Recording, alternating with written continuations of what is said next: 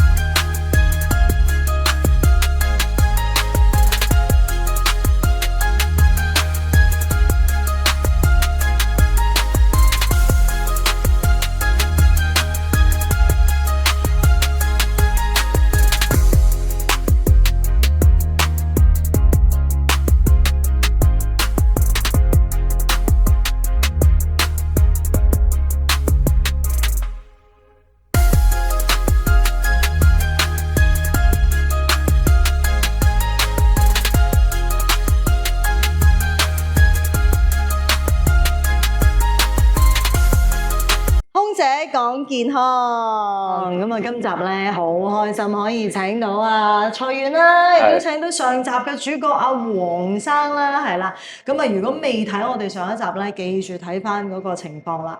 咁啊，原來阿黃生咧之前咧就喺蔡遠嗰度整過牙啦。咁啊，但係咧後尾咧就唔好介意啊嚇，貪平㗎嘛，走咗去另一間即係連鎖嘅牙科嗰度。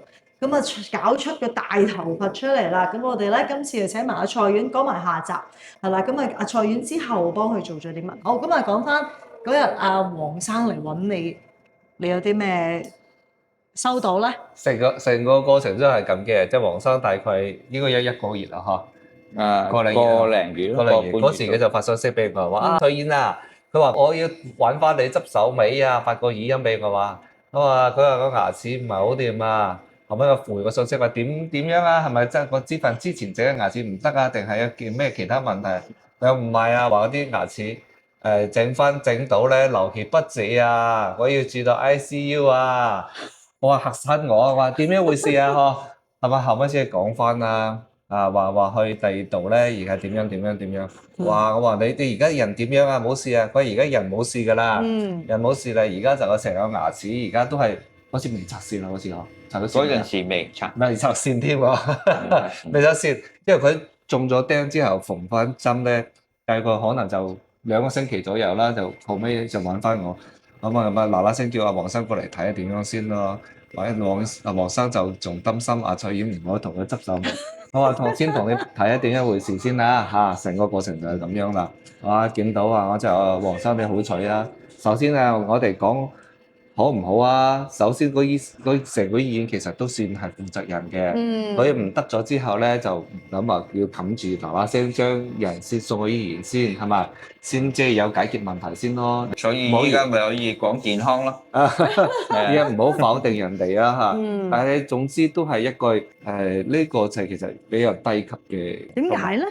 因為呢個黃生佢呢個成個口腔解剖咧，其實唔係一個好複雜嘅，真係唔係好複雜嘅。你嘅低級錯誤就話人哋可能高級嘢㗎，人哋係高級嚇。即係對於蔡遠嚟講係唔可以接受嘅錯誤嚟。我覺得呢個都唔應該啊。醫生你咁純熟，梗係咁講啦。相對於我就以呢種30年嘅經驗嘅醫生嚟講，佢哋嗰啲10年以下，我哋叫話啲後生醫生嚟㗎。譬如你話，你之前都同我講咗話，去到醫院啦，我主任叫埋成幫叫啲實習生過嚟睇啊，可能1年見唔到一例。咁但係醫院咧1年見唔到一例㗎，真係㗎。所以佢咪叫埋你成幫人過嚟睇，你好似睇戲咁樣啊嘛。唔係睇戲，好似睇動物咁。成10個8個圍住你喎。佢好少遇到嘅，所以大家佢醫生咧，嗰個主任咧就一定要叫啊，大家啲攞嚟做案例。年輕醫生，大家去睇睇，好似見到而家你見到睇點樣？真係㗎，因為我哋都係叫係書本入邊先係有，好少見到咁嘅案例，所以話出現呢個問題係比較即係一定係風險大啦，第二咧就唔應該係出現咁個風險嘅。所以其實我後邊我講翻專門嘅呢個牙齒最大嘅風險，我哋睇東章入邊都講翻，人哋講得吹得好緊要話，鼻竇篤穿咗啊，係乜嘢？相對呢啲講咧，真係濕碎咋，真係㗎。因為假設呢件事咧喺東張榜，可能成個香港人唔敢喺大陸睇牙㗎啦。即係呢種情況咧，講真又唔係話係大陸先有，嘅全世界都有，所以佢就有可能發生嘅。但係咧，所以我哋要叫做睇呢個案例之後咧，大家就知道睇牙真係唔好認為佢好簡單。好嘛？佢真係有即係都。其實呢樣嘢係好簡單嘅，你學整牙嗰陣時，讀書嗰陣時已經講緊呢樣嘢，但係嗰個醫生唔知點解犯咗呢樣嘢，係咪？係啊，所以佢就呢個就總之唔好彩啦，唔好彩又做咗香港人嘅案例咁樣上嚟種牙咧，出咗事就依家話俾大家聽，上嚟種牙要小心啊，要揾一個好醫生啊。係啊，呢個真係好關鍵嘅。即係叫咩咧？人就線都唔錯，話個心比較放得開啊。係咯，我就係上一集訪問佢，佢好似冇乜怒氣咁啊，即係通常好多就哎呀，係啊，所以好多怨氣咁啊，真係。佢又分開嘅，醫生就冇乜啦，佢冇出聲啦。有老總嘅咁樣嘅喎，佢分開嘅喎，其實都奇怪咯。企業嚟嘅，人哋係企業，唔係叫做診所。咁醫療機構，老總咪即刻送咗我醫院咯。其實佢都負責任嘅，醫藥費佢都全負責任嘅咁樣。OK 嘅，即係送咗我即刻嗱聲嘅，即刻揸車嘅咁咯。咁佢都即刻送我醫院，原諒咗人哋啦，舒服啲咯個心係咯。即係起碼佢哋盡咗力去搶救。咁啊係咁講嘅，係。咁你咁假使按照呢個角度睇就好啲咯，但係唔係每個人都有咁寬嘅心去對人哋啊嘛。係啊，即係分分鐘你喺香港報東張咁樣，佢哋就真係死得㗎啦。呢個低級錯誤啦，其實可以致命嘅。係啦。蔡醫生話呢個低級錯誤嚟嘅喎，跟住可以致命。其實我就覺得好似低級錯誤咁啦嚇，都冇事啦。我而家都冇事。其實話出血流血不止就唞唔到氣啊，就會死㗎。係啊，所以我呢度咪又開咗個窿咯。係咯，無啦啦。所以你假設嘅女性嘅話咧，你咁樣就好醜樣喺度。係咯，我一聽到我真係整牙整到要 ICU， 跟住仲要開窿，即係插喉先唞到。我叫做後氣管切開。係啊，一聽到呢個 terms 都好得人驚。個口都可能仲容易好翻，呢個位仲反而都仲唔係。都掹掹緊㗎，都唔係好舒服。係咯，佢底下有基層。係啊，佢切開嗰時候，佢唔會話好似做手術慢慢同你分一層一層我分㗎。佢直接就同你切開嚟㗎。佢救命啊嘛，救命佢就，所以呢個地方就係點解頭先講掹掹緊？呢個可能幾年開始恢復得翻。係咯。我入去嗰陣時，佢話你透唔透到氣啊？我話好似唔係好透到氣嘅，唔係好順暢。係啊，唔順暢喎，好唔順暢喎。我依家個口擘大都未透到。咁所以佢咪要我依度開個窿喎，亦咁咯。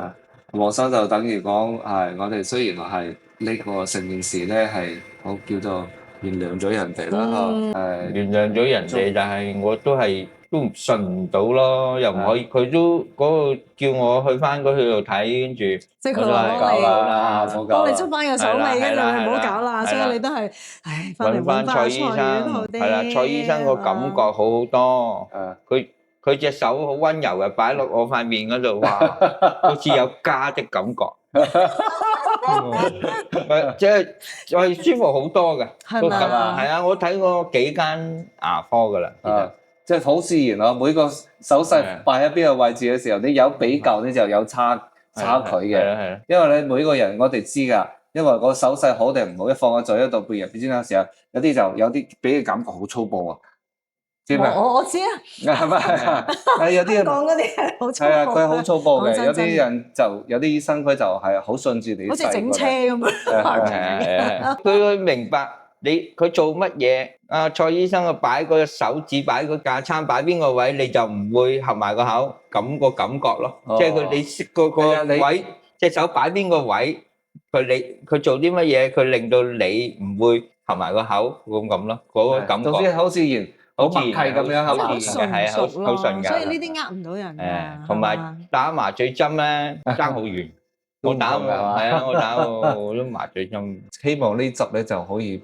多啲人就即係睇到呢個視頻係啦，咯即係好多人警惕，因為即係唔好話俾，即係我哋唔係話去踩其他嗰啲即係牙科係啦，但係因為依家咧實在太多五花八門。講真，我自己上一個 KOL 咧都好多其他嘅牙科嚟揾我，去幫佢哋買告白嘅。咁啊，之前即係未認識你咧，都試過一兩間親身經歷嚇。我上到去係幫佢哋拍片宣傳嘅，坦白講。但係跟住你知唔知咧？拍完之後咧，佢連我都 sell。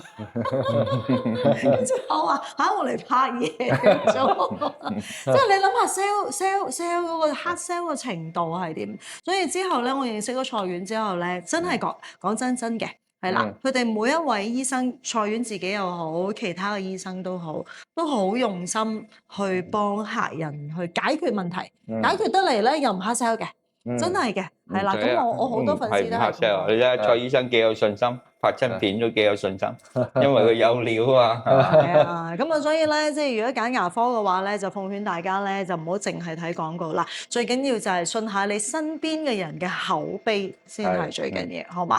好，咁啊，多謝晒蔡院同埋黃生先，咁啊，中意呢一集嘅，幫我廣傳俾你身邊嘅人，等佢都知多啲健康知識，下次見。拜拜。